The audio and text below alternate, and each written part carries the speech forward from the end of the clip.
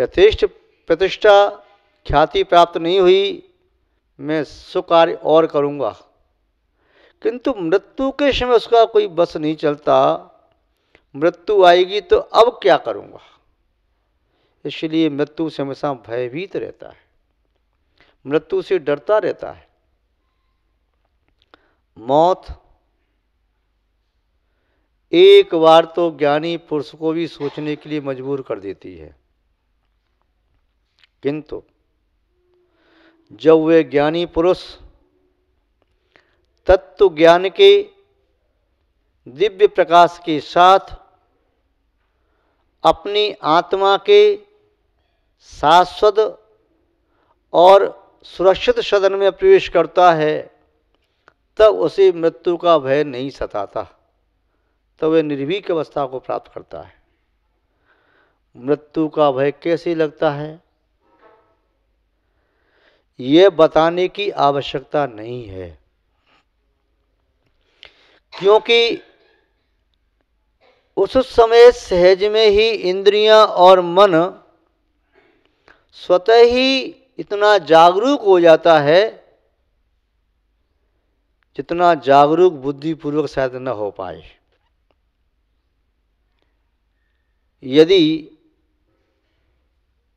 किसी भवन में आग लगी हो, आप उसके मध्य विराजित हैं, किसी कार्य में संलग्न हैं, अचानक आपका उपयोग गया, तो कब आपके हाथ से जो कार्य कर रहे थे, लिख रहे थे, तो पेन कब गिर गया, कोई काम करे उपकरण से वो कब गिर गया, कब आप खड़े हो गए, कब दौड़ करके बाहर आ गए, मालूम नहीं चला। अचानक पैर अग्नि पर पड़ जाए, स्वतः ही पैर, कब पैर हमने उठा करके बाहर रख लिया, खींच लिया, कब हमारा हाथ स्वयं ही उठ गया, बुद्धि का प्रयोग शायद आपने नहीं किया, किंतु सहज प्रवृत्ति हो गई। क्योंकि मृत्यु आत्म प्रदेशों के मध्य ही विद्यमान है और उससे बचने का प्रयास बाहर से व्यक्ति करता है, और जब तक अंतरंग में मृत्यु के कारण को और मृत्यु के निवारण के हेतु को नहीं समझेगा, तब तक उसका भय बना ही रहेगा। एक समय कुछ ग्रामीण महानुभाव भक्ति भाव के साथ तीर्थ यात्रा करने के लिए चले। वे पद यात्री श्रद्धापूर्वक तीर्थ यात्रा करके लौटने लगे। मार्ग कुमार्ग था, राजपथ नहीं, इसलिए मार्ग की प्रतिकूलताएं भी सहन करते आ रहे थे। देखा अचानक मौसम प्रतिकूल हो रहा है, इसलिए कहीं बचने का स्थान देखें। उस अरण्य में उन्हें एक खंडहर दिखाई दिया। उस खंडहर में वे सभी तीर्थयात्री छुप गए। मौसम और खराब हुआ, आकाश श्याम सघन मेघों से घिर गया, मूसलाधार वर्षा होने लगी, आकाश में बिजली कड़कने लगी, वार वार बिजली गिरती, ऐसा लगता कि यानी कब किसके प्राण ले ले। जिस खंडहर में वे सभी तीर्थयात्री ठहरे हुए थे, वहाँ तक भी बार बार बिजली आ रही थी, किंतु आती उन्हें लौट जाती। उन लोगों ने कहा कि संभव है हम में कोई एक ऐसा पापी जीव है जिसके कारण बिजली आती है, और कहीं ऐसा न हो उस पापी के कारण हम सब मृत्यु को प्राप्त हो जाएं। इसलिए वह पापी जीव कौन है, वह तो बचेगा नहीं, किंतु हम उसके साथ क्यों मृत्यु के शिकार हों। वह पापी जीव हम कोई नहीं जानते कौन है, किंतु उसकी परीक्षा लेते हैं। और परीक्षा का उपाय ये है, इस खंडहर में से सभी व्यक्ति क्रमशः सामने वाले वृक्ष को छूने के लिए जाएंगे। जो पापी होगा बिजली उस पर गिरेगी और मृत्यु को प्राप्त होगा, हम सब बच जाएंगे। सर्वसम्मति से सबने ये निर्णय ले लिया। एक व्यक्ति ये भी कह रहा था, भाई हो सकता है कि हम सबके साथ वह भी बच जाए, इसलिए ऐसा कुछ मत करो। किंतु सबने कहा नहीं, ये ठीक रहेगा। और पुनः क्रमशः एक एक व्यक्ति जाने लगे, वृक्ष को छू करके सकुशल लौट करके आने लगे। जो लौट करके आ जाता बड़ा ही वह निश्चिंत और पुण्यात्मा और अपने आप में प्रसन्न होता कि मैं तो पुण्यात्मा हूँ, देखो मैं नहीं मरा। ऐसे करते करते सभी करीब करीब यात्री हो गए, अंतिम एक यात्री रह गया। उससे भी कहा, भाई तुम भी जाओ वृक्ष को छूने के लिए। वह बेचारा रोने लगा, दुखी हो गया। संभव है आप सब पुण्यात्माएं, मैं ही पापी जीव हूँ, क्योंकि बिजली आपके किसी के ऊपर नहीं गिरी और मेरे जाते ही कहीं बिजली मुझ पर गिर जाएगी, आप मुझे मत भेजो। जब उन्होंने उससे कहा कि तू पापी जीव है,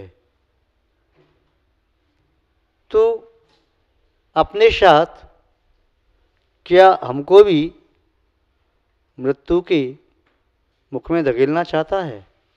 नहीं, हम तुझे यहाँ स्थान नहीं दे सकते, तुझे जाना ही होगा। और उन सब ने धक्का दे करके उसे उस खंडर के बाहर कर दिया। बेचारा पीछे मुड़ के देखता हुआ वृक्ष की ओर जा रहा है, कभी ऊपर बिजली की ओर देखता, कब गिरने वाली, कब मृत्यु को प्राप्त हूँ। किंतु कहता है, प्रभु यदि मेरी मृत्यु शरीर की प्राण रक्षा होती है तो मैं अपने प्राण देने तैयार हूँ। जीवन में मैंने किसी के प्राण नहीं लिए, मेरे कारण यदि इनके प्राण संकट में पड़े हैं, उन्होंने उचित निर्णय लिया।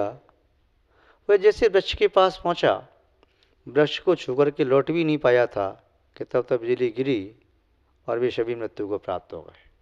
महानुभाव, मृत्यु का भय किसे नहीं होता, केवल उसे ही जो मृत्यु को यह समझता है कि जीर्ण वस्तु की तरह से शरीर का परित्याग हुआ, आत्मा तो मेरी शाश्वत है। द्वितीय बात आचार्य महोदय कहते हैं, छुआ समो वेदना रथी, क्षुधा के समान कोई वेदना नहीं। जब क्षुधा की वेदना सताती है तब कहते हैं सर्पिणी और कुत्ती अपने बच्चे तक को खा जाती है। क्षुधा की वेदना जब सताती है तब व्यक्ति भक्ष भक्ष को नहीं गिनता, जो मिलता उसे खाता है।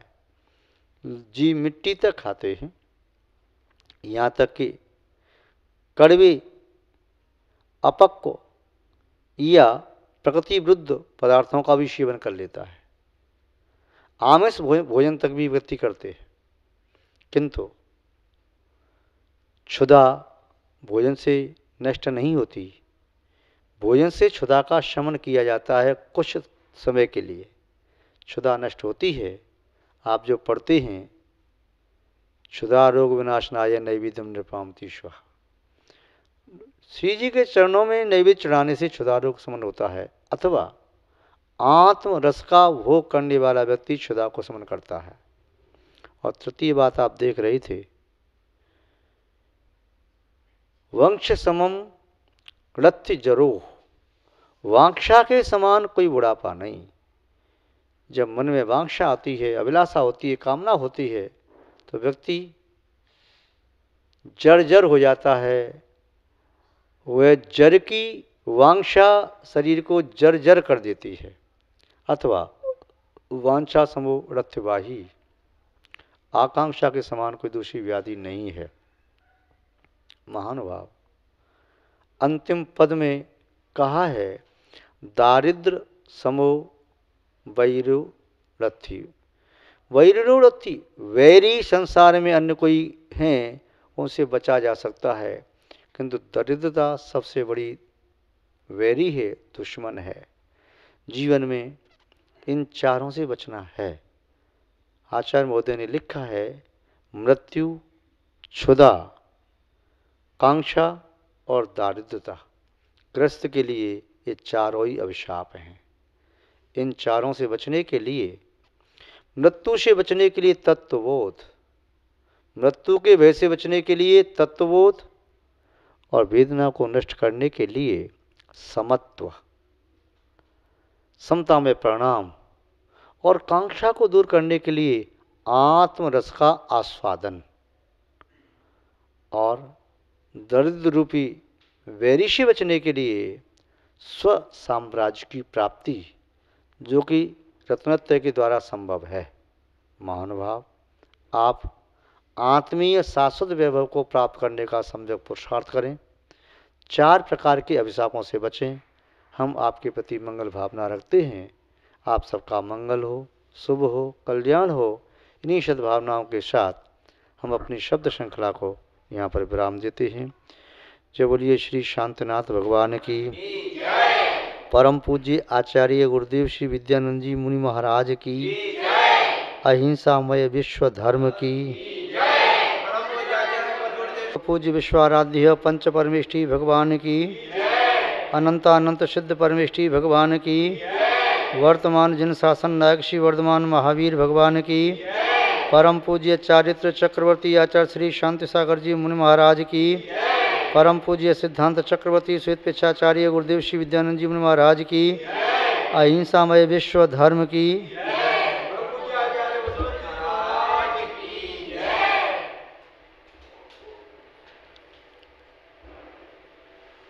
धर्म स्नेही सत श्रद्धालु,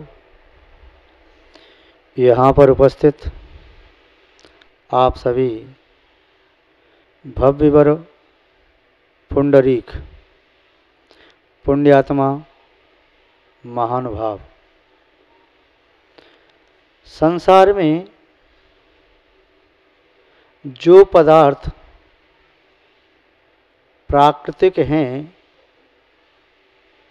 वे अपने आप में सहज सुंदर हैं। प्रकृति अनादिकाल से अनंत काल तक अनंत सौंदर्य से युक्त है, किंतु जो अवस्थाएं सहज नहीं होती हैं, उन अवस्थाओं को सहज बनाने के लिए अथवा उन्हें सौंदर्य प्रदान करने के लिए आभरणों की आवश्यकता होती है।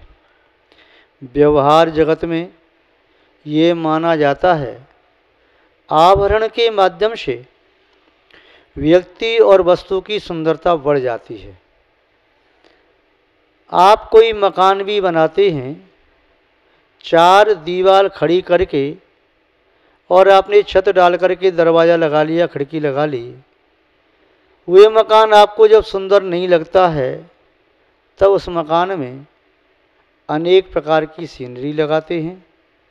उस मकान की छत पर कुछ पुष्पों से गमले रखते हैं, मुख्य द्वार पर बंधनवार तोरण द्वार लटकाते हैं, कहीं स्वस्तिक और मंगल कलश बनाते हैं, कहीं अन्य अन्य प्रकार की सीनरी लगा करके उसे इतना सुंदर बनाते हैं जिससे आपका परिणाम विशुद्ध रहे, आपके विचार निर्मल रहें, आपको सुख और शांति की अनुभूति हो।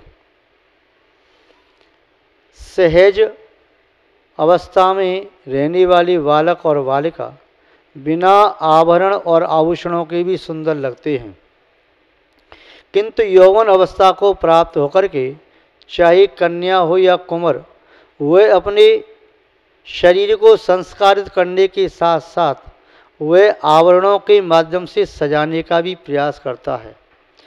बाह्य आवरण के माध्यम से शरीर को सजाना मानो शरीर को सजा देना है। जो अपने तन को बाह्य आवरणों से सजाता है, सजा देता है, मानो वह अपने आप को सजा देता है, किंतु जो आंतरंग के गुणों के माध्यम से, विशेषताओं के माध्यम से, अच्छाइयों के माध्यम से अपने आप को सजाने का प्रयास करता है, निस्संदेह उसका सौंदर्य सहज ही निखरने लगता है, प्रकट होने लगता है और दूसरों के लिए भी सुखद और शांति प्रदायक होता है। यहाँ पर नीतिकार कह रहे हैं कि वास्तव में मनुष्य का आवरण क्या है? चोटी या जनेऊ या कंठीमाला या बाजूबंद या कड़े या मुद्रिका या करधनी, क्या ये वास्तव में मनुष्य के आवरण हैं? या नारी के आवरण क्या हैं? क्या हार या केयूर, कुंडल, तिलक, मणि, वलय, मुद्रिका, करधनी, मुक्ताहार ये आवरण हैं? इन्हें तो लोक व्यवहार में आवरण माना जाता है। सत्यता ये है, लज्जा ही स्त्री का आवरण है, शील ही उसका आवरण है, धर्मज्ञता धर्मवत्सलता उसका आवरण है, मर्यादा की रक्षा करना उसका आवरण है। ऐसे ही नीतिकार कह रहे हैं पुरुष का आवरण क्या है, रूप का आवरण क्या है, या ज्ञान का आवरण क्या है, गुणों का आवरण क्या है, तो बता रहे हैं नरस्याभरणम रूपम रूपस्याभरणम गुणम गुणस्याभरणम ज्ञानम ज्ञानस्याभरणम क्षमा। मनुष्य का आवरण क्या है? उसका आवरण है उसका सहज सौंदर्य। यदि सहज में उसके अंदर अच्छाई नहीं है, सद्गुण नहीं है, सुभग नाम कर्म का उदय नहीं है, तो बाहर से कितने भी आभूषण पहने जाएं उसके स्वजन भी उसे फिर चाहते नहीं हैं। उसके माता पिता भी कई बार अपने पुत्र से विद्वेष बना के रखते हैं, भाई बंधु विद्वेष करते हैं, जीवन साथी कभी कभी अपने कामदेव जैसे पति से भी रुष्ट हो जाती है, पुत्र भी अपनी माता से रुष्ट हो जाते या माता पुत्रों से रुष्ट हो जाती। तो जब व्यक्ति का सहज आवरण आए, वह सहज आवरण उसका सहज स्वाभाविक रूप, दिगंबर साधु सहजता में जीते हैं, प्रकृति में जीते हैं, इसलिए उन्हें आवरणों की आवश्यकता नहीं पड़ती। तो सहजोत्पन्न मुद्रा, निर्विकारी मुद्रा ही उसका एक आवरण है।